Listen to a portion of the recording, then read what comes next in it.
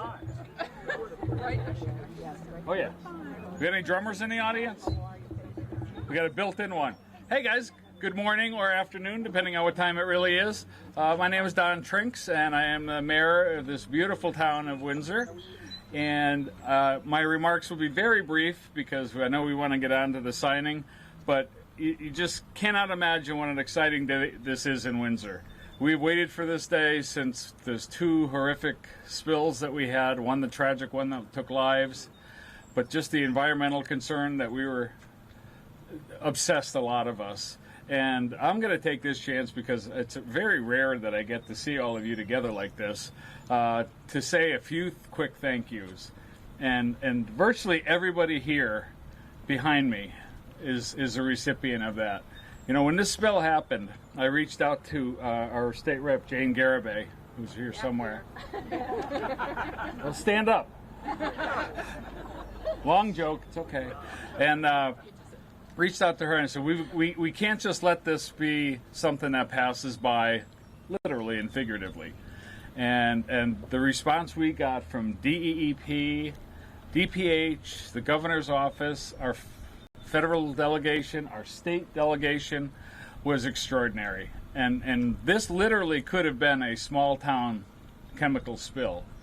But what it's become, because of the hard work of the river folks and the people I've spoken about, this is a national issue now.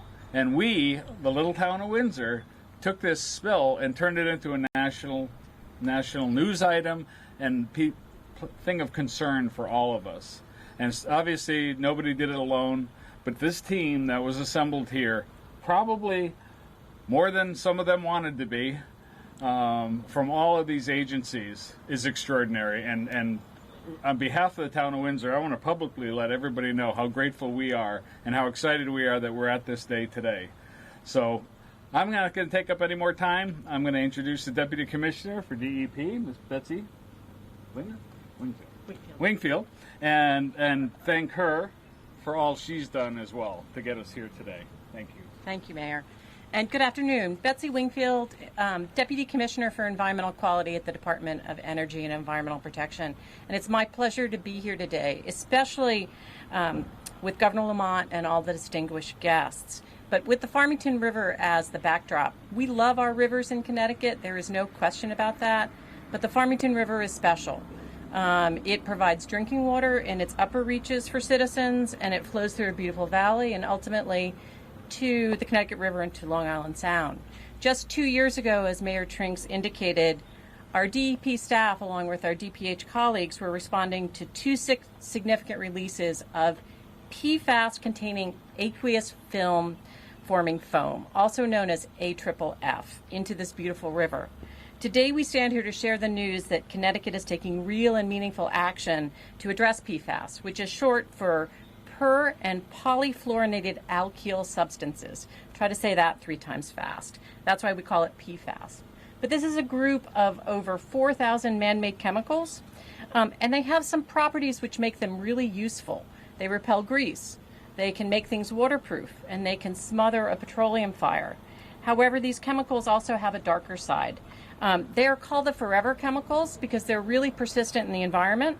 And most importantly, the science tells us that they present health risks to humans when consumed. My appreciation to Governor Lamont for his leadership on PFAS.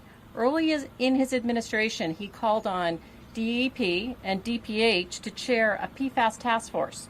And in short order, we had an action plan for how the state should address this emerging risk. As outlined in that action plan, we need to minimize exposures to PFAS. We need to minimize releases of PFAS moving forward, and we need to clean up historical releases.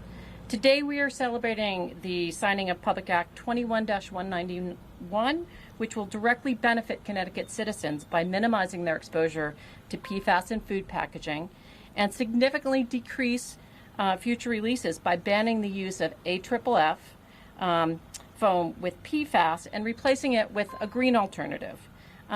DEEP also commends Governor Lamont for decision to provide the funding necessary for DEP to run a take-back program of AFFF foam that's in local fire departments, which we're actively doing even before this bill was finalized. We're getting it out of the field municipalities can replace it with a green foam, and we're reducing future risks. I'm also thankful to the environmental advocates who've worked so hard on this issue, to Mayor Trinks, and to the Environment Committee for shepherding this bill through during what was a unique and session with many competing priorities.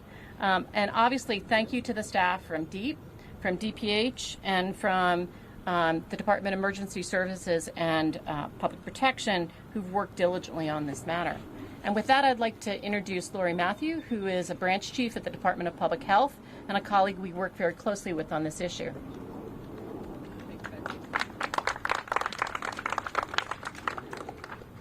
Good afternoon, everyone. My name is Lori Matthew. I'm a branch chief at the Department of Public Health, a branch of environmental health and drinking water. I'm here representing Commissioner Deirdre Gifford and Deputy Commissioner Heather Aaron, who are the leadership of our agency at the Department of Public Health. As Betsy mentioned, it has been an extraordinary year and a half. And before COVID, I won't talk about COVID at all, really, I won't, but we talk about it all the time at the Department of Public Health.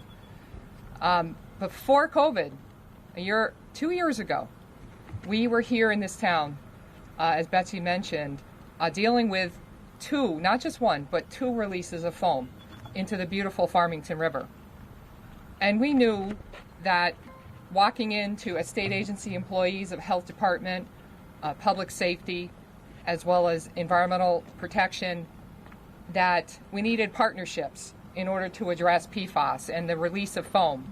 Because people are afraid when they hear about releases of chemicals to the environment and the impact to their wells, the impact to their families, their impact to their property, and the impact to public water systems. Within the Department of Public Health, we regulate public water systems. There are 2,500 of those systems statewide, over 4,400 sources of public water, over 150 reservoir systems. So we are just getting started working on the pieces and parts of the action plan under the leadership of Governor Ned Lamont. Has been an incredible leader on this. As Betsy mentioned, one of the first things that we've heard about through the governor's office was, let's get going on PFAS. We can't move fast enough. We hustled up and developed an action team of about 20 state agencies. It was an excellent partnership. And we took about 2 months, literally 2 months, to write the governor's action plan. And today is a testament, and the signing of this is one of the first major emphasis to get PFAS out of the environment, to keep it away from human beings in food packaging, to also take it out of the firefighting foam and find a replacement. And it's to the credit of the people at Public Safety and DEP that they found a replacement for this foam. And that what's happening in this bill today is already taking place by our colleagues in those two agencies. So the proactive action is really very important in the governor's action plan, and to be protective of public health and human health. Because I believe, as Betsy mentioned, that there is human health impact to PFAS. There's research that continues on. Our toxicologists, our epidemiologists within the health department, our sanitary engineers work tirelessly to determine what the impacts are to human health. And so impacts to liver, to kidney, to other parts of your body. There's continuing research that is ongoing, and we could speak more and more about that, but we know that, and that's why we're here today. To this elimination in food packaging, it has already in place in other states, and so we're very grateful to everyone that worked together to move this forward. We believe that there's so much more to do. There is. The action plan had well over 100 actions that we have to take that are significant. So there's certainly more work to do, but with the team that we've put together under the governor's leadership and the leadership of our agencies and our agency commissioners, we continue to move forward. Even during the time of COVID, we have taken definitive action, which says a lot to the team that's been built under the leadership of Governor Lamont. So thank you, and I'm here to introduce Jeff Morissette, my colleague from the Department of Public Safety. Jeff? Thank you. Thank you very much. Good afternoon, everybody. It's certainly a pleasure to join with the governor and members of the PFAS Action Group to address not only the recognition of the passage of this public act, which is most important, but also highlight some of the successes to date. As it was mentioned, there is still significant work to do, but the primary mission of Connecticut's fire service is the protection of life, property, as well as the environment. We have always wanted to be part of the solution, not part of a problem. So with that, with the passage of the Public Act, it will certainly enhance the health and safety of both local fire service personnel as well as the public at large. Since the early days of the governor's interagency PFAS work group, the focus has always been on the safety and health of our citizens. I wanted to note a few things in Section 1 of the Act, which really focuses upon the fire service and some of the actions that we are involved directly in. Within the Public Act, as was mentioned, there is a banning, as of the passage, the use of Class B firefighting foams, AFFF, as was mentioned, in testing as well as training. While we had communicated that to fire departments back in 2019 as a strong recommendation, it is now prohibited under this new law. Also, ahead of the statutory deadline of October 1st, prohibiting the deployment at actual emergencies involving spills and fires of flammable liquids, the AFFF Take-Back program is well underway. It was recorded in excess of about 40,000 gallons was on hand in the inventory of fire departments statewide, as well as within the state regional foam trailer program. The take-back is underway. We're about a quarter done with about 10,000 gallons collected to date from about a third of the fire departments statewide. Those collections are taking place each and every week, and those will continue, and we anticipate that being concluded likely by the end of August, again, ahead of the statutory deadline. A second phase of that effort is the draining and decontamination of onboard foam systems. Again, that includes the 8 regional foam trailers owned by the state of Connecticut, as well as onboard foam systems employed by fire departments throughout the state. This is going to take a little bit longer. A lot of the groundwork is currently underway, working with environmental contractors to come up with the best possible plan to eliminate PFAS in our equipment statewide. So that, again, is moving forward. Ahead of the statutory requirements in the Public Act, also, we have identified way back in February a safe alternative to the AFFF foam that has historically been used statewide and nationally. Fire departments are already beginning to move forward with making this change. Lastly, airport fire department apparatus, which was significantly highlighted in the aircraft accident at Bradley Airport, because they are regulated by federal law. They do have a little bit of extra time to make this change, as well as fixed foam systems within various hangars and other facilities statewide. Basically, those industrial facilities, many of them have employed systems to ensure that if there is a release that does not impact the environment. Those facilities may seek an extension of time for compliance with the Act. So all of the right pieces are in place. We are moving forward. We're actually ahead of schedule in many of the ways, and we're very proud of that. And with that, I would like to welcome to the podium Ann Hulick, who is representing the Clean Water Action.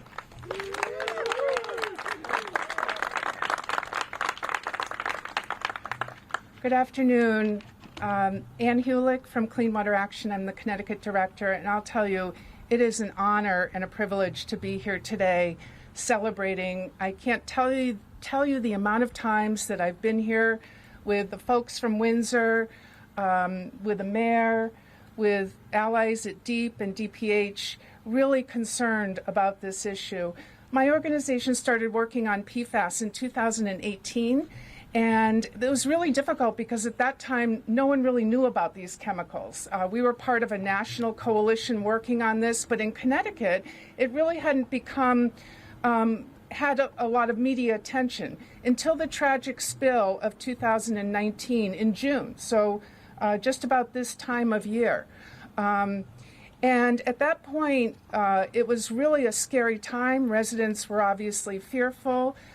Children and residents that live in this town could no longer eat the fish or recreate in this river. I actually grew up right down the street, rode my bike to Bart's all the time for hot dogs.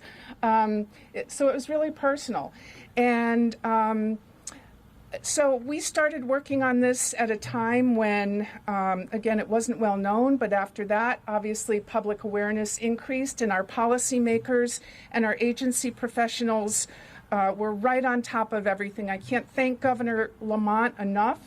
Thank you, Governor, for his immediate action after the spill to pull together that work group that was so comprehensive.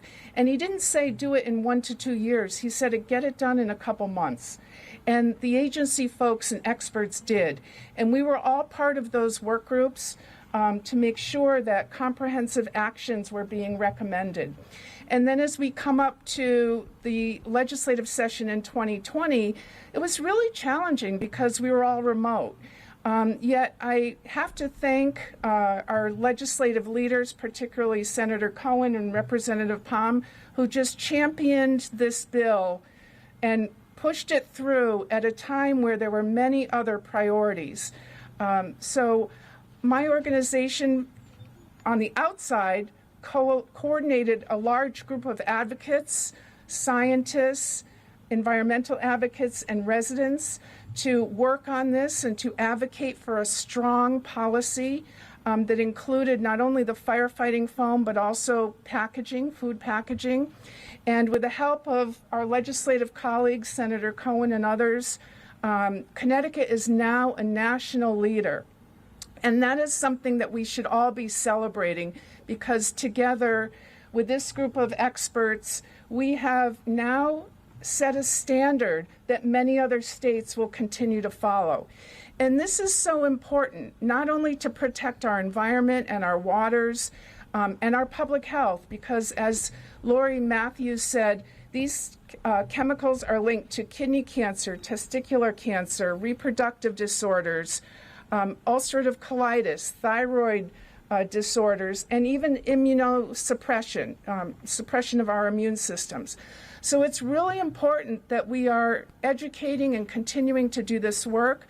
I want to thank my colleague and friend, Leticia Colon de Mejias, for her advocacy and her bringing the children together, because this is also a very important initiative that we need to be educating young people so that they can continue on to be good, strong advocates. Together we have and are making a difference, and I couldn't be more proud and grateful to stand here today with the governor and this amazing team from our agencies and my environmental advocate colleagues. Thank you. And I'm going to turn it over to my dear friend, Senator Christine Cohen, who was our bill sponsor, who was absolutely masterful in moving this bill forward at a time of great difficulty. Thank you, Senator Christine Cohen. Thanks, Ann, and good afternoon, everybody. It's great to be here at this beautiful site on the Farmington River. I just want to say thank you to the mayor, as well as Representative Gibson and Representative Garibay for welcoming all of us to their district. It is really great to be here. It is the site of one of the spills in 2019. Ironically, as you heard from Ann and others, including Deep today, we were already hard at work on through the PFAS Action Committee, already starting to get recommendations on how to move forward. The Public Health Committee, as well as the Environment Committee, were already hosting public hearings. But what it did was highlight the need and the importance of doing this action quickly, swiftly, to protect the residents residents of the state of Connecticut and protect our environment and all of this beauty so that people were able to recreate and enjoy clean water and enjoy eating fish from these waterways. So we also heard from firefighters. You know, here are the folks who protect us on the front lines day in and day out, saying, we have heard that this AFFF, this firefighting foam, is dangerous for our health. We don't want to use this anymore. What can you do to prevent it? And so in the lack of federal regulatory action on this, Connecticut really stepped up and said, we are going to protect our firefighters. You know, I was listening to a radio program recently about this AFFF, this firefighting foam, and I was hearing from firefighters on this program saying, you know, years ago, all these military bases, all of these airports were using this foam because it was a good fire suppressant against petroleum, but had no idea, you know, of the carcinogenic nature of these substances. And so they were using it all the time. Training, you heard, for training purposes. One firefighter on this particular program said that they were told it was nothing more than soap and water, or little more than soap and water. And so they would literally spray children down with this AFFF foam, you know, in fire demonstrations. Scary, scary stuff, knowing what we know today. And so again, I'm so proud of our state. I'm so proud to stand with all of these wonderful advocates from Clean Water Action, from Citizens Campaign for the Environment, Connecticut League of Conservation Voters, Letitia, and all these children who are here today. We're doing this for you, and I'm so happy that you're here and you're standing up because you do deserve clean water and a clean environment. I'm so, so very proud to say that because of this legislation, we are making incredible strides forward, not just ensuring that that AFFF is not making its way into waterways and contaminating those who protect us and our residents of the state, but also making sure that we do not have PFAS chemicals in our food packaging. Incredibly important.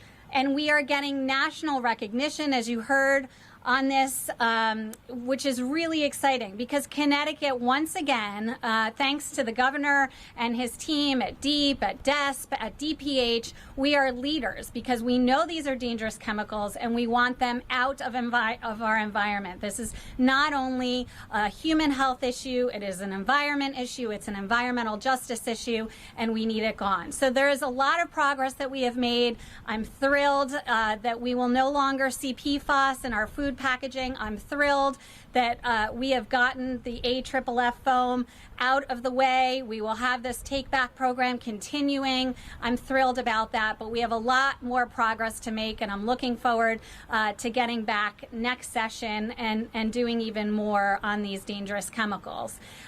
Right now, I'd like to also thank my co-chair who couldn't be here today, Representative Gresko, who did so much. He was my partner in making sure that we got this legislation across the finish line. So special thanks to him and so many other wonderful advocates, but especially the vice chair of the Environment Committee, who I am so proud to introduce today, Representative Christine Palm.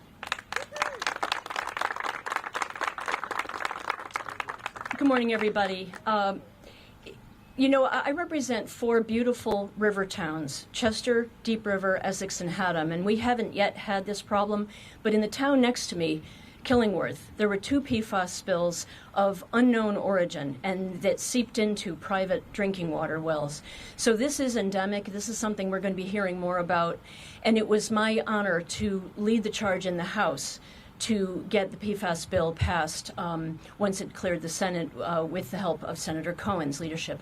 And I want to say that the narrative that being an environmentalist is inherently anti-business is absolutely false. We have to stop repeating that. We worked on an amendment with the ranking member, the Republican caucus, to make sure that there was a carve-out for incidental and trace elements of PFAS in products produced here in Connecticut because we don't want to unfairly burden manufacturers. In the 60s, there was a saying, if you aren't outraged, you aren't paying attention. And I think we need to kind of tap into that outrage here in our country, where we lag so many developing nations in our consciousness. And I am so proud that here in Connecticut, we are bucking that tide. These guys over here under the tree, as Christine Cohen said, is why we're doing this. We have no right, my generation and the generations that came after, defouled and bespoiled our environment after we cleaned it up in the 60s and 70s. So we have to reverse this trend. This is the existential crisis of our time. That is not hyperbole. That is true. Kids are rightly terrified for their future. So any small thing we can do to give them peace of mind, we need to be doing with all of our might in a bipartisan way, Senate and House and all the executive branch. So thank you to all the partners listed and a few others that deserve a shout out. Save the Sound, the Sierra Club. I know Senator Cohen mentioned a lot of others. Sorry if we missed anybody. We in Connecticut are blessed to have really ferocious environmental advocates, and we rely on them every day. So thank you, everybody, for being here, and it is my very deep pleasure to introduce our very environmentally conscious Governor, Ned Lamont. All right, thank you, Christine, and Lori and Betsy. When you first mentioned the nature of this PFAS spill, and you kindly said, let's get on it right now. You were kind enough to not point out, I also asked, what the heck is PFAS? And that's what I want to talk about. Usually we're behind the curve and slow to respond. And I'd like to think that we're going to be leaders and early when it comes to PFAS. I mean, one of the things I've learned in this job and studied a little bit of history is America's really good. Americans are great when it comes to responding to a crisis, when it comes to responding to an emergency. But we're a little slow when it comes to identifying the nature of that crisis. And that costs us. I see President Biden down there struggling mightily to see if he can get some money so we can start rebuilding our infrastructure. And took Connecticut a collapse of the Mianus River Bridge 40 years ago before we figured out that this is an investment we had to make. We're spent a lot of time, Christine and myself in particular, talking about, what we can do to take a lead when it comes to the environment here in the state of Connecticut, what we can do to limit our transportation-related emissions. And I think we're becoming aware that climate change is just not an abstract concept. It's not that. We do need more train service, by the way. That would be very helpful in terms of reducing our emissions. But I think we realize now, and I think these kids realize better than ever what it means, how the environment and our public health are related next door to each other. Thank you. Thank you for coming to the Capitol. Thank you for waking us up every day. Thank you for reminding us what our rivers are all about. Thank you for reminding us that our rivers have got to be clean and our rivers have got to be safe. And we're standing next to a river that was surging with, we had more rainfall in July than really any July in the history of the state. And you saw that reflected in surging rivers as well. And you saw that with tragic consequence recently. And it's just a reminder that we want to be ahead of these problems, not after these problems. Our country is a little slow to respond to COVID, but respond we did. And I want to tell you, here in the state of Connecticut, I'm really proud. We were hit hard. We were woken up. It was a body blow. And today we're more likely to be vaccinated and less likely to be hospitalized than any state in the country. And that's because of you. That's because you don't always see these crises. And COVID and PFAS can be invisible, but we listen to science and we take the lead. And it is true that, today Connecticut is number one or number two when it comes to how few people we have hospitalized and how few people we have suffering fatalities related to COVID. And anything you can do, you tell your friends and your friends of friends. No time for hesitancy. Now is the time to stand up. Now is the time to get vaccinated. This is how you make sure that Delta doesn't have anywhere to spread. And that brings me back to PFAS and why we're here today. I didn't know what it was, but We knew it was serious, and we knew that if we were early at the game, it'd be a lot less consequential than if we were late to the game. And usually after an event like what happened with the spill and the airport, and we do a press conference, and then people sometimes forget. And that's not what we did here in Connecticut. And that's what this event is all about. And that's why I think you're all here, and I'm joined by so many folks who keep the pressure on every day, as well you should. This could be a public health crisis. This could get into our bloodstream. This could be the chemical COVID of the next generation. But it's not going to be, because we're going to be leaders on this. And we're not doing this alone. We talk to our neighboring states and do what we can there to make sure that we get the testing, we get the PFAS out of the fire retardant for our local departments. We work with the national government, and we make sure on a national basis people follow the lead of Connecticut and Massachusetts and our neighbors and say we're not going to let this happen here in Connecticut, and we're not going to let this happen in our country. And so I'm proud that Connecticut's taken the lead, and I'm proud of these kids who are standing right here. River, Save, People, Eco Warriors. We listen to you every day, and we're fighting for you, and that's why we're here today. Let's sign the bill. Thanks, everybody.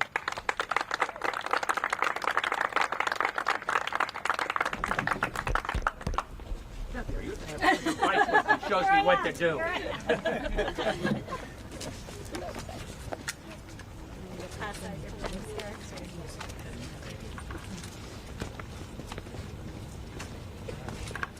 Bye, hot dogs.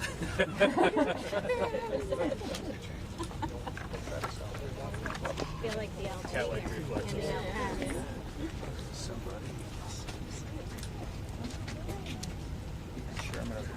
It's not mine. I'll give you a bunch of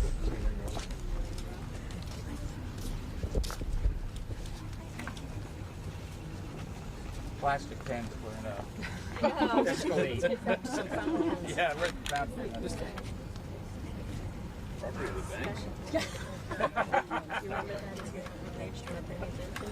I love that line. I remember it well.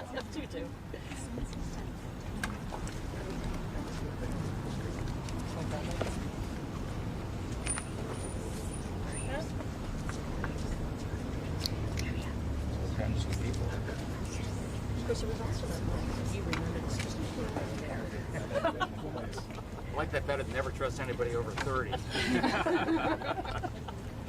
Take that. Governor, thank you.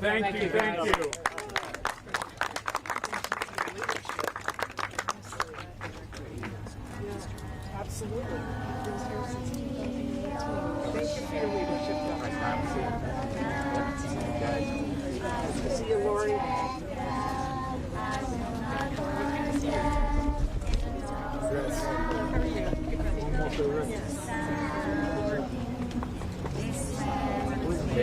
You and me.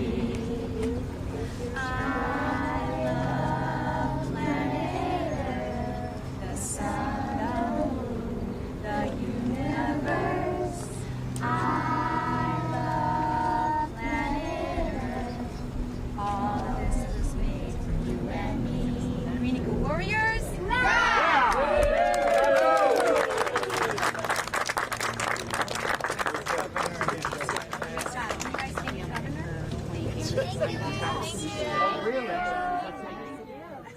Thank you, Governor. See you guys. Thanks for that. You're great singers. Thank Keep you. performing and keep fighting for the river. Thank you. Right? Yeah.